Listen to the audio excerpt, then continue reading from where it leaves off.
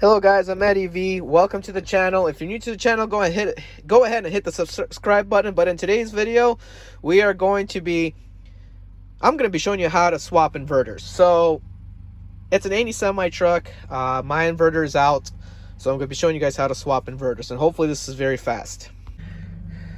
Okay guys, so for recommendation, please unplug your battery. I have my battery plugged in, so I'm taking a risk, and make sure your inverter is off. The reason why I'm changing this inverter, and I'm gonna still keep it just in case, is because I turn it on, voltage and everything goes well, but what do you call it? That's my door anyway. But for that reason, when I plug in, nothing happens. It reads that there's voltage, but it doesn't even read that output is coming out, no matter how many different stuff I tried plugging in. I tried to plug in directly through the power extension cord and everything, you name it, nothing plugs in. So I know this one is a bad inverter and I have to change it. So guys, if yours mounts like this, I would recommend you fold over the seat first, obviously. But I grabbed I'll show you what size these are. 1 second. That would be a 7mm socket, and just unscrew where it attaches.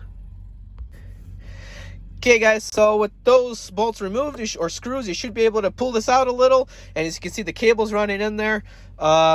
I'm using a 14mm socket, a 12mm wrench that I'm gonna pull here, and you should be able to unplug the cables. Try to make sure the cables do not touch each other when you unplug them. Okay, so opening up my new Powerdrive inverter. Basically, the video is how to install a Powerdrive inverter, but I'm not gonna get into detail past there, just specifically this. That runs through the battery cables, okay? So basically what you do, guys, this is what it comes with. I got a 1500 watt battery inverter. So basically, you run supposedly a new set of wires if you have a new truck. I'm gonna show you on the outside of the truck how it looks like. Basically, you run it through a hole. You got to drill a hole in your truck, literally, or if there's an airline hole, drill it in and run the negative to negative on the battery on the truck, and positive to positive. But these are brand new. I'm not going to show you guys how to do that because this is already pre-installed. I'm just showing you how to change and install. Just run it through the best way you can. I am going to show you in just a few moments where to plug in on your battery. So we'll see about it. So first, I'm going to explain these. So these come with your inverter. You plug it in like this, and they come off, and that's to protect the cable. So I'm going to show you how to use these in just a second. Okay, guys, as you can see here, that is the cable, okay? And you run it through here, and you can just put it on here. Actually, I put it upside down. What am I thinking? It's supposed to be like this, and same thing with this one. So let's plug him in. Okay guys, so with the Powerdrive inverter, what you want to do is, where you install the cables is, I have a Phillips screwdriver.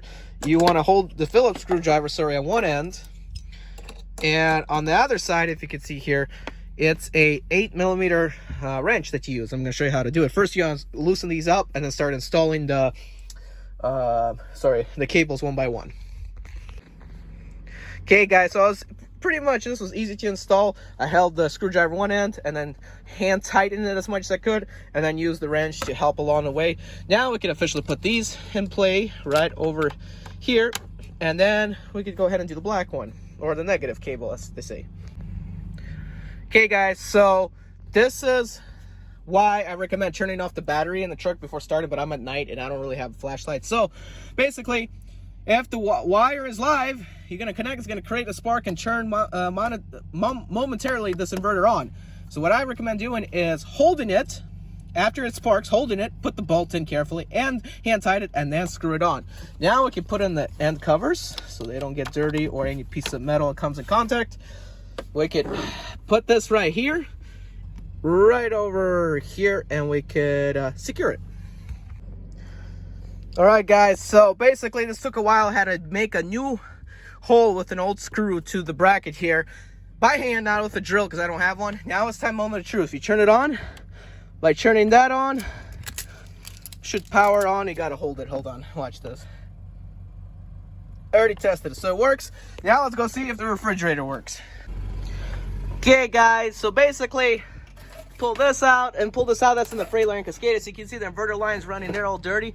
This is where and how it's hooked up. If you follow the video very carefully, look at it, that's how you hook up your inverter lines on the bottom. All right guys, moment of truth, time to see. Plugged in. Something's reading. Let's go see to make sure it's working. And it's working. And it's quiet operation. Now I got a brand new inverter that works. Okay guys, what I recommend doing is putting away the extra stuff. Let's see here, I'm picking up these extra stuff you may never know when you need them. Into the inverter box and throw it under in your compartment somewhere. But yeah, so away with this Fusion inverter and with Powerdrive now. So I'm putting this away, and don't forget to clean up after yourself. Now I'm going to show you guys where to plug in the cables for the inverter on the battery. All right guys, that was a basic video how to do it yourself, and you don't ever need to pay a mechanic for some of the stuff you do, and that's how you save money in trucking. I'm Eddie V. Don't forget to subscribe. Signing off. Not canceled. Guys, I'm Eddie V. 2004 You're in line.